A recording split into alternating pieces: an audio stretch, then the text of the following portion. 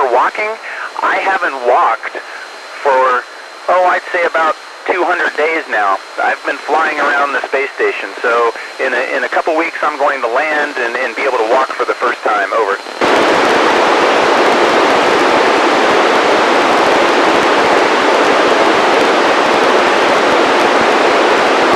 That is a great question. So on October 3rd, I'm actually going to return to Earth. It's the end of my mission.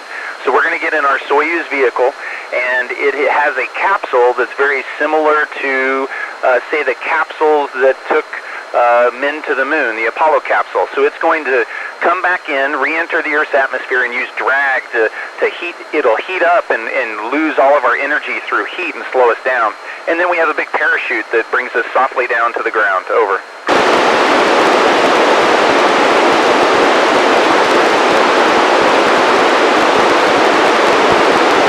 It is the most amazing feeling. You know, I think the best way you could try to simulate it is if you were in a pool and you were underwater holding your breath and you just floated there. I've felt like that for the last 7 months. I get to somersault and do tricks and fly around corners. It's just amazing. Over.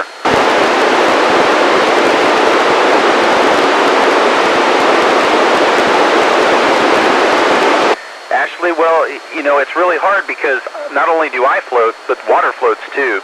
So it's not like I can have a shower rain down on me to clean off. So we basically just wet a towel that has some soap in it, and then we rub our skin to get clean and then dry off. Over.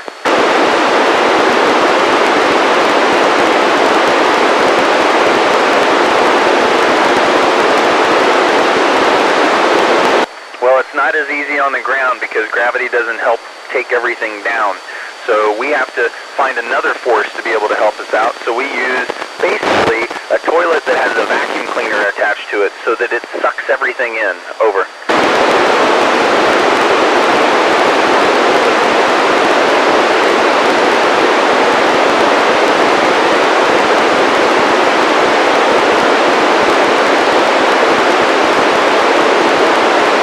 Yes, so it's football season, so I'm going to use a football analogy. I love them. So if I want to throw a pass down the field, I've got to throw the ball up so that it can go down the field, but I also have to throw it far. And so it's vertical velocity and horizontal velocity. If I throw the ball just straight up, then the ball comes straight down and it didn't go anywhere. So now imagine I try to throw that ball as far as I can down the field. So now it has a nice big arc to it. And that curve, if I throw the ball fast enough, that curve of that arc for the football is going to match the curve of the Earth because the Earth is a sphere. And so the magic number that we have up here to stay in orbit is 17,500 miles per hour. That's about 5 miles a second. That's how fast we need to go in order to match the curve of the Earth. Over.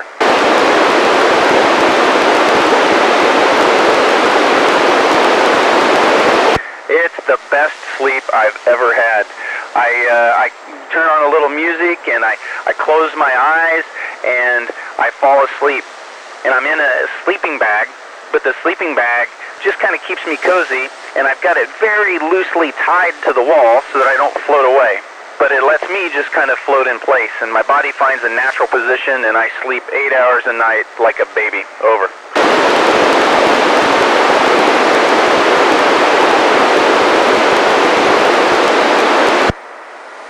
You know, so when I look out into space, space looks very similar compared to what you could see on the ground. The moon is about the same size. We're only 250 miles up, and the moon is 250,000 miles away from the Earth. So we're not much closer, so the moon looks about the same, and the stars in the Milky Way look about the same. I think I can see more stars, and I see more of the Milky Way because I don't have to look through the atmosphere. The biggest difference is I can also see the Earth at the same time. And so I can fly over the United States, and I can see almost from the Canadian border down to the Mexican border, all in one view from left to right as we fly over and take in the entire United States all in one shot. It's amazing. Over.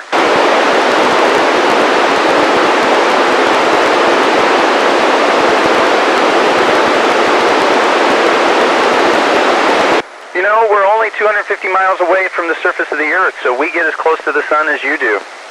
Over.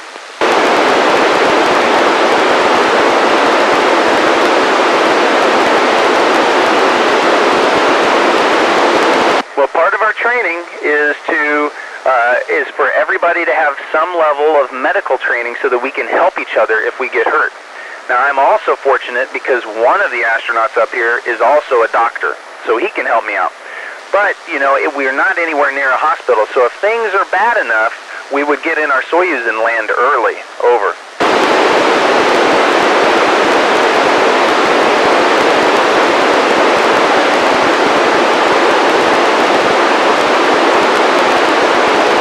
You know, Brittany, that's one of the questions we're trying to answer up here. You know, I'm going to be up here 7 months. I've got a crewmate, Drew Morgan's going to be up here 9 months, and another crewmate, Christina Cook, who's going to be up here 11 months. And so we're doing research to see how the human body adapts to space, because if we're going to go to the moon, we're going to have to spend extended time in space. And when we go to Mars, we're going to have to spend even more time in space. And so we need to figure out how we can survive. Over.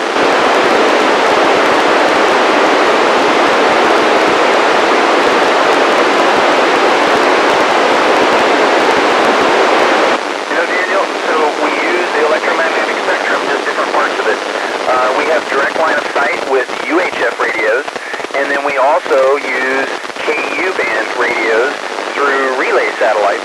But it all involves electromagnetic spectrum. Over.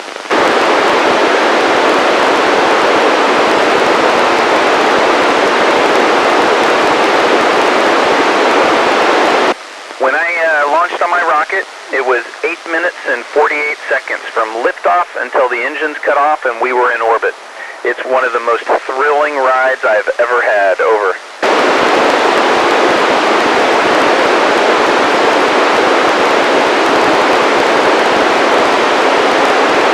You know, Abby, that's important. You know, we're in orbit and we'll stay in orbit for a long time, but we also need to, if there's something in our way that we may collide with, we need to move out of the way so that we don't have that accident. So we have engines that we can fire in order to move our orbit, to add energy and make our orbit grow, or take energy away and make our orbit shrink. Over.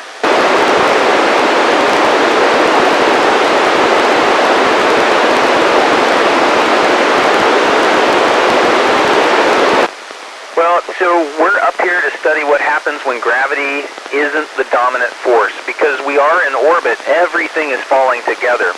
So one of the biggest things is nothing separates. More dense solids don't sink to the bottom of a glass or the bottom of a tube. They just float in the middle of all the other fluid. Things don't separate because gravity is pulling heavier things down and letting lighter things go to the top. Everything just stays mixed up here. Over.